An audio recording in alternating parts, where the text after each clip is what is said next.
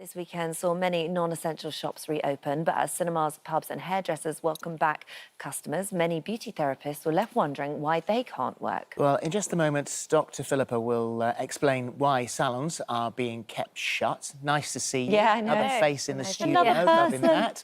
that. First, we're joined by two self-employed beauty therapists who say these rules are not only unfair, but crippling them financially. Well, facialist Teresa Tarmey joins us from her salon in central London, and Lindsey Nesbitt is at her shop in North Shields. Welcome to both of you, and thanks for joining us. Teresa, let's start with you first of all this morning. So, am I correct in saying that you were under the impression initially that sort of July the 4th would be the same for you, and this would be the day that your salon would be able to open? Yeah, so we were all kind of under the same category as hospitality, hairdressers, beauty salons. And I think I remember very vividly that Boris was actually saying beauty salons. So we were all led to believe that we would be opening the same time as hospitality and hairdressers on the 4th of July.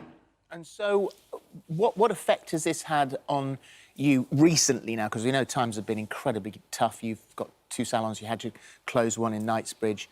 So had you got all your clients booked in?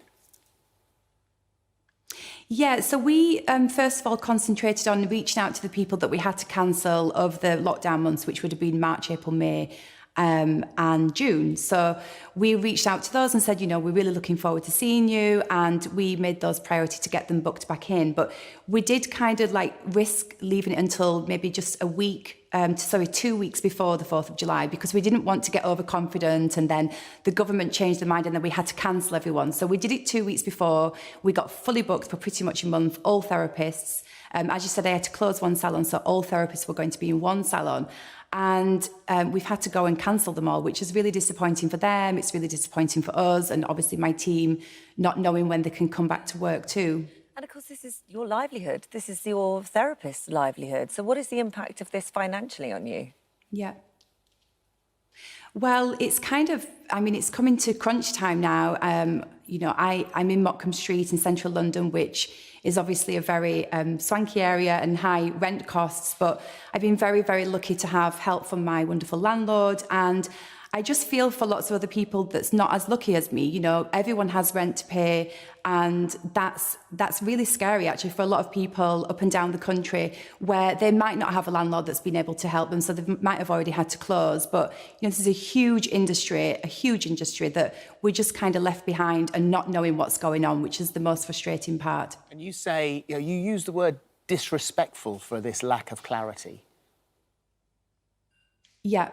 I think it's super disrespectful. I mean, everyone's on edge. Everyone's like nervous. When are we going to be back at work? When are we going to be earning money? Are we going to survive? Am I going to survive?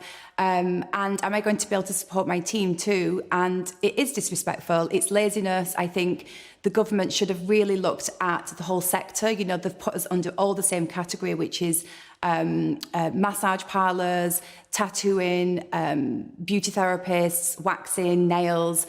You know, it's a huge, huge industry. And if you look at a high street, you tend to find a good 20%, I would say, that's beauty. So it's a massive part of the economy that's got left behind. Well, I can tell you how much but disrespectful. I think it's just laziness. The economy it's actually worth. The beauty service industry is worth £2.4 billion to the UK economy, with a collective £1.2 billion of annual tax contribution. So it is a huge part of the income. And do you believe, I mean, the government, obviously, the reason they're holding back on this is that they don't believe it's safe to do so yet. Do you believe it's safe? Absolutely. I mean, as beauty therapists, it's drilled into us to be clean, of course. You know, we're dealing with people's skin, and we all have very clean environments anyway. I mean, me personally and some of my team generally wear the face mask because I don't personally like breathing over people when you're working so close. So that just, you know, that's just natural for me to be wearing a face mask, and sometimes gloves, not all the time, but certain things we do use gloves for. And we have sterilizer all over the clinic every day before the pandemic. So now we've taken extra steps, which, to be fair, didn't really take that much for us because we had them anyway. The only extra things that we have had to do is get the face visor and then the apron as well. So we're pretty much like doctors, to be honest. We really kind of geared up for as a hospital would be. So we're much safer than going out into town on a Saturday night and it being absolutely heaving with drunk people. All right, Well, let's talk to Lindsey now. She opened her salon and beauty academy 3 years ago. And have you also been caught by surprise here with this lack of clarity? Yeah, I was expecting it to open on the 4th. It's always been under the same as hairdressers and barbers. All of a sudden, we got took out of that category, but we got no clarification of why we got took out the category. And I think the thing is we have no idea when we are reopening, and we've got no help of the government. We'll get with £10,000 grant, but unfortunately, my landlord never honoured any rent breaks or anything like that. So I've been one of the unfortunate ones when it comes to when it comes to the government helping me out. And Lindsey, you feel that actually the biggest sector that this impacts is women, that it's the women that are coming to the salons, it's women that are working at this salon? We have got a lot of women that come to the salon, but we also get quite a lot of men. And it's impacting a lot of mental health and people's confidence because of the way the personal appearance is.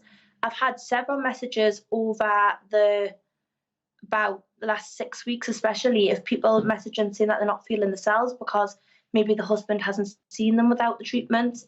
And a lot of people are starting to feel as though the confidence. I did say Denise Welsh yesterday, she retweeted, unfortunately, that a therapist has committed suicide.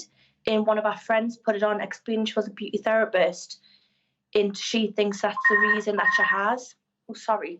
Don't worry. Someone trying to get an appointment, they might have to wait for a bit. You have to tell them you can't take your booking just now. Can't answer. It'll be as soon as people see your car outside, they think that you're back open. People are ringing, they message your personal, like Facebook accounts to get your number. They're trying to get appointments.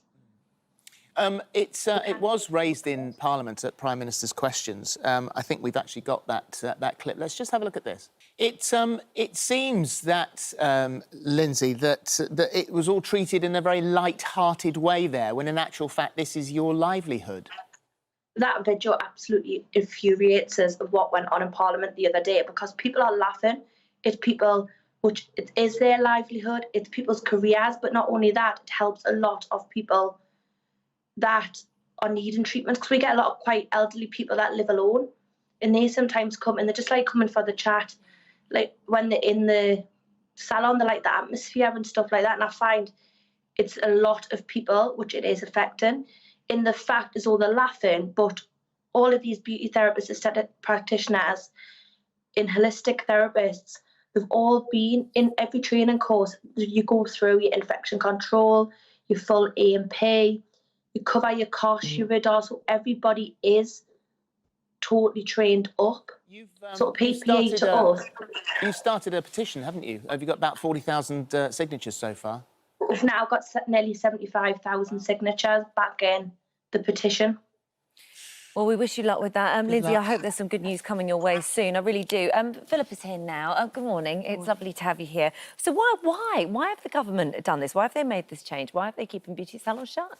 So I think it's about the amount of close contact that you have. So if you're in the hairdresser stands behind you, and so they're not aerolizing directly in your face. And if you're having a facial for an hour, that is a lot of close contact. And I think it's about that prolonged time with intimate areas. Dentists are open. So if you think about it, it took 3 months for dentists to open, and they are high up on the medical necessity list. And I'm not saying that it isn't important for people's mental health or that it isn't important to them, but sort of the agony of toothache needing a root canal, you could understand could come first. We assume that the dentist can open because everywhere has been scrubbed down completely. They're wearing full PPE, the plastic PPE. So everyone is masked up. Obviously not the patient, but they've got gloves on. Why can't beauty therapists do that? So the masks that dentists use are different to the fabric face coverings or the disposable masks that other people can have. And we really want those filter masks to still be left for the medical profession to ensure that they have enough. And potentially that's one of the reasons too. I don't think that it will be long, and it may be that nail technicians could open first, sort of with like a bank perspex screen. Well, but I'm sure they would all be chomping at the bit to do that. I mean, this is their livelihood. If that sort of legislation or that guidance had come in earlier, they could have been prepared and maybe been able to open on the 4th like everyone else. I guess the problem is, with each day that goes past, it's more money that's not in the bank for these businesses. Absolutely, and the guidance is changing as the science changes all the time. And unfortunately, that's what the rules are right at the moment. Watch this space. Inconsistency around the country. Northern Ireland beauty salons and spas reopen today. Wales salons are expected to reopen on the 13th of July. Scotland, no proposed date has been set yet, and the same for us here. So I just think that each country is doing things slightly differently. I mean, there's differences with the bubble laws and the distancing laws, and some of that will be around sort of where the hotspots are, and we know the hotspots are in England at the moment. And so we might find that lockdown restrictions sort of ease and then bounce back up and down in the next few months. We have to wait and see. All right, Dr Philippa, thank you very much. Thank you.